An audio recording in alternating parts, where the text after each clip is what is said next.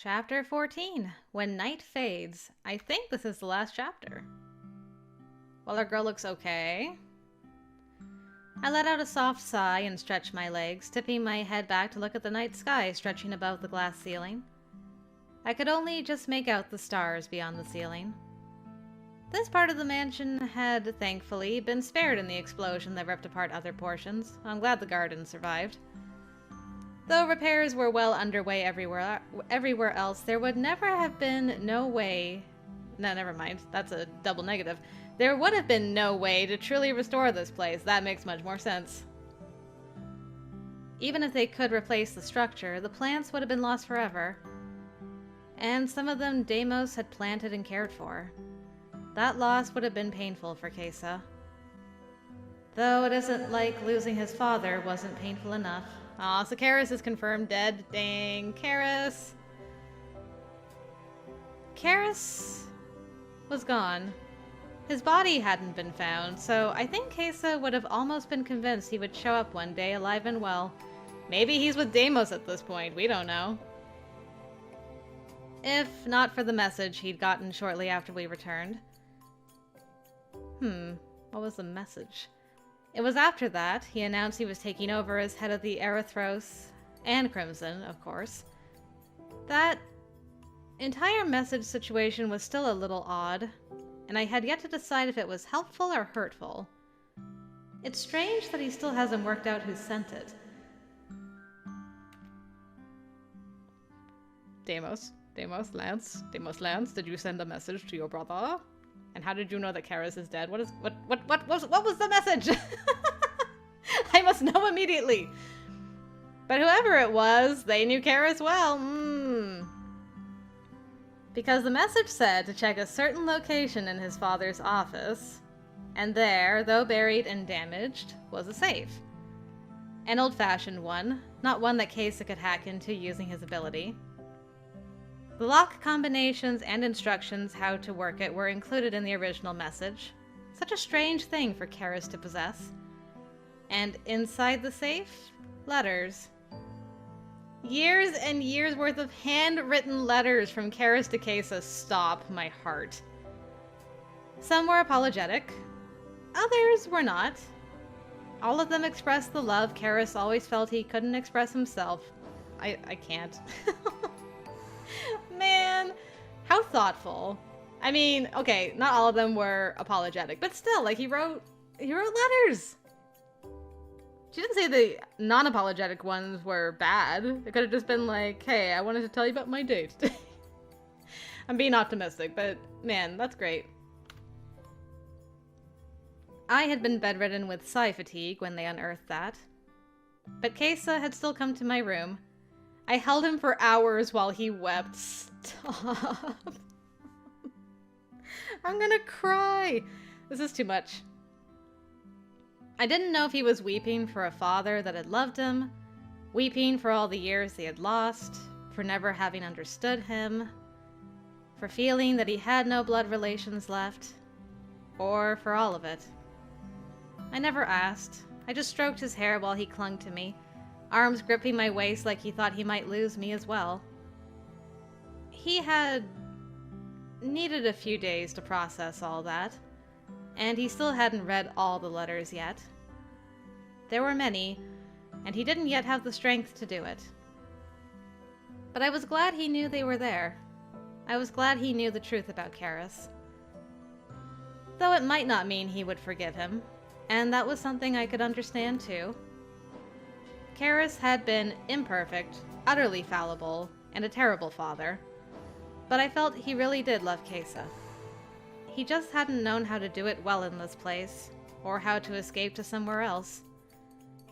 At any rate, CAISSA still couldn't find the sender of the message. We'll find him later. A message even a king rank like CAISSA can't trace. It was strange. The message also said something a little ominous. The sender claimed they had been watching CAISSA for a long time. Along with, I'm looking forward to seeing what you build there. Stop. I'm so excited. Why can't we... Why can't the brothers, like, reunite? Please tell me that's a thing at some point. As if it was from someone who knew what his plans were. But as much as it was a mystery we all were curious about, it was by far not what was drawing most of CAISSA's focus these days. Beating back Noir had increased his reputation among the rest of the family. Nice. Which was good, because Donovan wasn't the only person lurking around waiting for a chance to strike. But with him gone, it seemed like others were hesitant to make any further moves against CAISSA. Our handling of Donovan's attempted takeover, faltering and desperate as it was, had been effective. That and two of Karis's closest bodyguards who survived the explosion had also given their loyalty to CAISSA. Alright. They said Karis ordered them to protect CAISSA should anything happen to him, and they intended to do that indefinitely. That spurred others to do the same, and so, here we were. CAISSA's reputation within the family increased, and Crimson's reputation as the top family also increased. It was made clear even their greatest rival couldn't topple them so easily. I couldn't say I approved of Crimson's reputation increasing and CAISSA becoming the head. It's a necessary evil at this point. I didn't think it suited him, but that was just how it was. He could hardly turn it over to someone else, and he couldn't disband or change things all at once either. It wasn't a world you could walk away from after it swallowed you. This place really does chain you down, doesn't it? That fact wouldn't change simply because the leadership did. But I hoped things would still be better now, if not easier. So you were here after all? I smiled when he finally spoke. He'd been standing there, watching me for a little while now. Maybe trying to decide if I wanted company. Well, it's become a bit of a favorite spot. Celeste says you should still be resting. He joined me on the bench, sitting carefully as his eyes roved over my face, checking for lingering signs of psi fatigue, no doubt. Though I could have done the same to him. He hadn't been in the best of shape by the end of all that either. I've been resting. I'm tired of resting. Does being tired of resting even make sense? Yes. Yes, it does. Besides, resting doesn't mean staying in bed nonstop. I've recovered enough for light activity, Celeste's own words, thank you very much. And you may have noticed that Carrie and June aren't far. I did, in fact, notice. June appears to be adapting to the new arm. Aw, June. I noticed. Though I'm still... I just feel bad that he lost... You shouldn't. We've been through this. Nothing that happened was your fault. And without you, things would have turned out rather differently, I think. I can still be sorry. He drew me close, pressing my head to his shoulder and resting his cheek on my hair. So stubborn. I could hear the hint of a smile creeping into his voice. You know you love it. Yes. Which, sincerely, makes me question my sanity at times. What a lie. It is. Yay! CAISSA's passionate ending unlocked! Alright! Yippee! I'm like, what other crime did I just do? What's the achievement for this time? The crime is passionate love with a mafia ruler. Achieved! Yes, my greatest achievement. My feelings for you are the sanest thing in my life right now. Damn it. It was so unfair when he said things like that. I guess, well, we did get confirmation we got the passionate ending, so I guess more fun times are coming up. Be forewarned. An hour or so later, and CAISSA had finally coaxed me back to his room. Well, our room now. Nice. We were lying together on the bed, which really was much more comfortable than mine, talking while CAISSA stroked my hair. I was trying to not be lulled to sleep, but it was relaxing being with him like this. I'll take care of the arrangements for their travel and safety. Don't worry too much about it. I shook off the drowsiness and propped myself up on my elbows to look down at him. You don't mind that they intend to visit? CAISSA smiled, twisting a lock of my hair around his fingers. I expected your mother to demand a visit anyway. She seemed the sort. Yay! Parents are coming to visit finally. There was virtually no chance of her not wanting to meet my fiancé. My father too, of course, but he's more inclined to trust my judgment.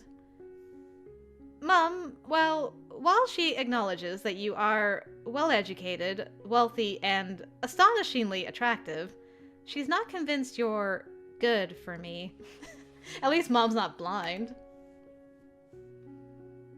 The first part of that is certainly true. But I can't deny I'm not convinced I'm good for you either. Though I don't intend to let you go regardless. I leaned to kiss him softly, smiling against his lips. How selfish. Indeed I am. I was glad I'd finally been able to talk to my parents and discuss my change in circumstance personally. CAISSA had been in touch with them several times over the course of my nano blackout, through an intermediary, just as he'd said, but it wasn't the same as talking to them myself. CAISSA hadn't told them everything, of course, just that I had, without warning, awakened as a high-ranking Esper, and that I came here for my own safety as a result because I didn't wish to join Endgame, that he had discovered my plight and gave me shelter here. Not a total lie, but not the entire truth either. It was good enough, though. They didn't know much else about what had happened, and they knew nothing about Crimson, obviously. As far as they were aware, CAISSA was merely the son of a rich philanthropist. We had told them a little about the court after CAISSA hinted he had an acquaintance there. Convincing them the court was not some terrible cult had been an adventure. But I'd finally convinced Mum it was more of a haven for Espers and that we were working to build a place that would allow us to live normal lives. The normal life part had mollified her. And, well, we also told them about our engagement. They already knew about it, of course. Something that had also been an adventure in getting told off, lovingly, of course. But after the incident in Chestershire, CAISSA asked me to marry him properly, though it was a little strange being proposed to when I was already engaged. And even though we hadn't known each other long, I still accepted. Have you made a decision about returning to school? Well, as I told Mum, I can go back anytime I want. Delphine isn't like New Albion. I'm not locked out of the education system if I don't continue right this minute. Especially since my fiancé will be funding a public university and working to inspire some education reform in Chestershire. I hope you realize I'll be counting on your input for that. It isn't my specialty. It isn't mine either. As an exceptional student, I'm sure you have thoughts about it. I do. And you were going to get it whether you were counting on it or not. I expected as much. Of course, the university was just one of many things that would happen as a part of CAISSA's long-term plans for Chestershire. Now that he'd taken over Erythros Industries and Crimson, I expected he'd be making much more aggressive moves toward the end goal of Chestershire's independence. Which meant that, in some ways, this was the calm before the storm. It would take a while to build up the infrastructure and prepare for an eventual separation from Delphine, though. Even though he planned to make sure the parliamentary representatives were on our side, it wouldn't be pretty. But we were nowhere near that point yet. The court would be more important than ever for that journey, and we had already seen an increase in Espers drawn to the area seeking refuge, allies. Deli and Jack were busy overseeing that and getting more organized. There were others who were helping too. Some of them rather surprising. Winter had elected to stay in Delphine, and he talked Ruben into it as well in a shocking turn of events. I mean, I'm not really shocked. I kind of expected them to stay. They'd gone back to New Albion to tie off some loose ends, but were returning to help rebuild the safety department in Chestershire. They should just become Batman and Robin of Delphine, honestly. I could see them doing that. To be fair, it was because Reuben was certain there was an indefinite suspension waiting for them back in New Albion. News of his involvement with things in Delphine had gotten back to their boss. CAISSA was the one who said they could find a place here, and he had it on good authority they'd pass their background check.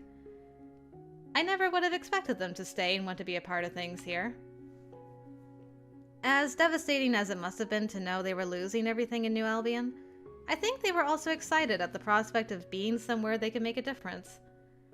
It was something Reuben confided he often wasn't sure he could do in the Triad. It was encouraging to see that other people believed in our cause here. And what are you thinking about? You've been quiet for a while now. Just the situation with Reuben and Winter. It feels like a lot has happened in a really short amount of time. His lips turned downward in a very familiar pout. I smirked down at him, knowing what he was about to say. I can't say I'm terribly pleased with you thinking about another man while in my bed. I can relocate if you want. He let out a soft growl and pushed me back onto the mattress, lips finding mine. Aw, there's a jealous boy. I couldn't hold in the giggle that escaped at his mock frustration. He's always like this. CAISSA's hand grazed the side of my face, tangling in my hair, and I just wound my arms around him and closed my eyes.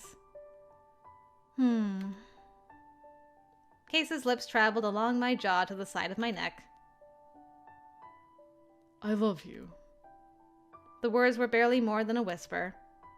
I smiled and bit my lip as one of his hands found its way to my waist before sliding higher. I love you. He made a soft noise in his throat as he kissed, then softly nipped the top of my shoulder.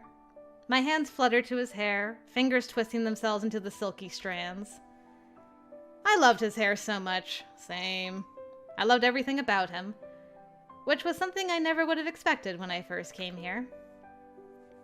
But here we were, and I wouldn't choose to be anywhere else. CAISSA trailed heated kisses over my collarbone, his hands resting on either side of my ribcage. His intent was clear from the way he shifted his weight above me, pressing the insistent heat of his body closer to mine. But I didn't mind. Celeste had, after all, said light activity was fine. Not sure how light this was going to be, though. I was about to say. Lately, CAISSA had been a little more desperate than before. More intense. Sometimes more demanding. Almost losing one another had a definite impact on our relationship. He looked up at me then, his expression so unsure. I leaned to kiss him tenderly, wanting to hold him and shelter him for as long as he needed. To convince him I wasn't going anywhere. Ever. To let him know that I was his. That he was mine as well. This time it was my turn to move to his throat, tracing a light path with my tongue over the inked roses to his collarbone. He groaned, murmuring my name, encouraging me to continue. I loved his scent.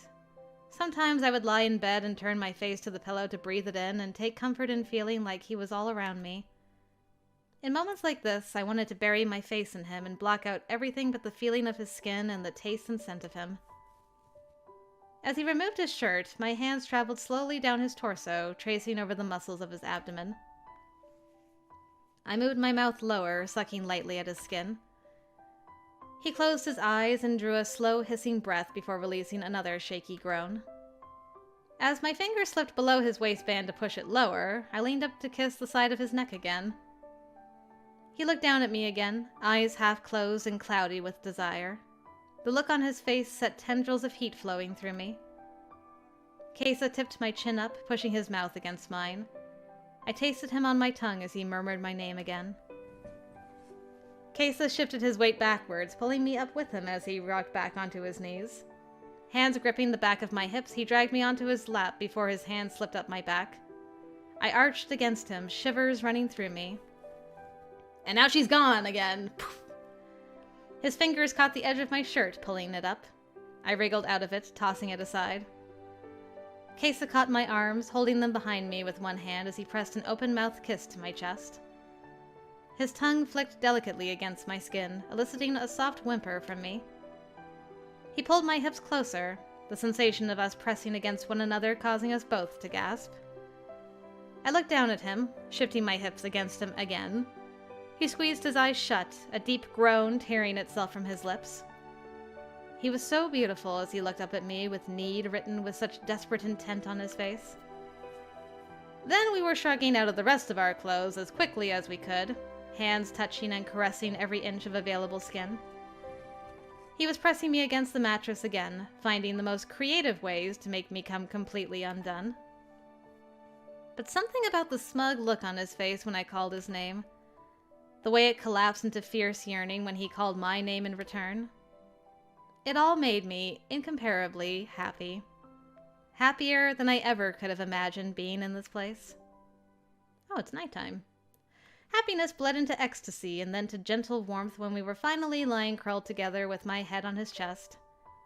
Our fingers were entwined and CAISSA ran his thumb over my knuckles in a light caress. Outside, it had begun to rain, a pleasant sound that drummed against his window making me feel sleepy again. I let out a soft, happy sigh as I burrowed closer to him. Morgan. I almost didn't hear him, he spoke so quietly. I opened my eyes, heavy-lidded with sleep, and tilted my head up towards him. In the dark, I could see the space between his brow wrinkling as he frowned. Thinking depressing things again. Do you regret choosing to stay with me? I knew it. I wonder how long it's going to be before you stop assuming that. It's not that I'm assuming it. Many things are happening. Some are good. Some it's yet to be seen. I just feel you had to abandon quite a lot to be with me. Your dreams. Your life in New Albion. Exasperated, I sat up and looked down at him. CAISSA, dreams change. Very few things in life are constant. That's just how it is. The exasperation evaporated, and I leaned down to rest my forehead against his. For all that arrogance, he could be so uncertain at times. I'm not sorry I'm here. I'm just not. I didn't expect it or plan for it. And I'm not sure you're what I thought I wanted. And certainly it's not what I imagined. But the best things in life are sometimes the things you can't imagine until they happen. I suppose that is true. I never imagined finding you either. And when I did, I never imagined you would become such an important part of my life. I love you. Please let that be enough. It is. Of course it is. Good. The next time you ask me about this, I'm going to demand some sort of tribute as payment for your doubting me. He chuckled as I settled against him once more. I apologize. Perhaps I just feel guilty. The only thing you need to feel guilty about it is making me go against my doctor's orders to avoid all but light activity. If you won't tell, I won't. He rolled onto his side, trailing a hand over my shoulder as he smiled at me. I find I greatly anticipate discovering what our future holds.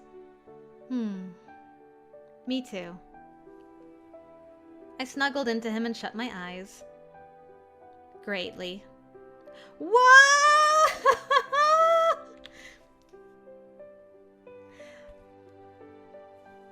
A wedding picture? Really? We are blessed with a wedding CG? Oh, I am so inexplicably happy.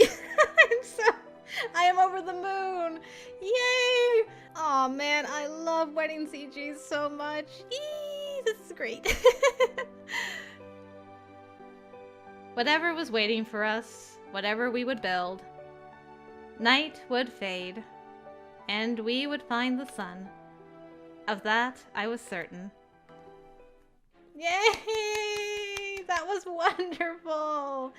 I'm so happy. That was the perfect way for it to end. That was just cherry on top. Perfection. I'm not gonna lie. I was waiting during that entire ending scene for Jack to pop in one more time. I was so expecting it. Now I can just be like, whew.